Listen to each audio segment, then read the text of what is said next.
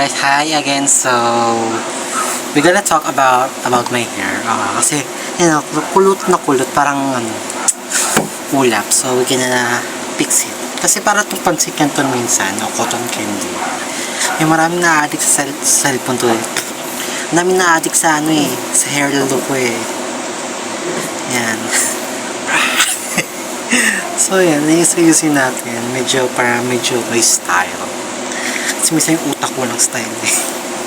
So, yan, ayusin natin. Yan, kita nyo na ako, no? So, yun yung medyo mahirap na part. Pag sinusuklay ko talaga, ito lumalabas yung pagka-noo ko. Kaya medyo, ayusin natin. Kita nyo naman natin. Bulaga. So, yan, ayusin natin syempre. Mostly ito kapag basa, sinusuklay ko. Lagyan siya parang buhok ng babae. Diba? Unting suklay lang. Maya-maya babalik yan.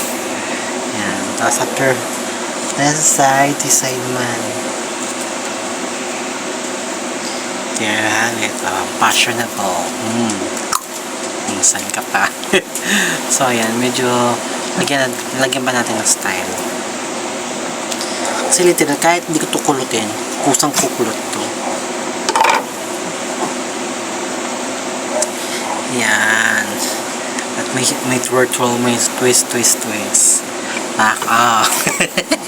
Diba? Ang ganda. Ganda paglaro ng hair ko. Kaya may ibang tao na gustong talian lagi. So, yun lang guys. So, anong sa tingin nyo? Tapos ito, comment down below kung anong next kung gusto nyo gawing style. So, bye guys!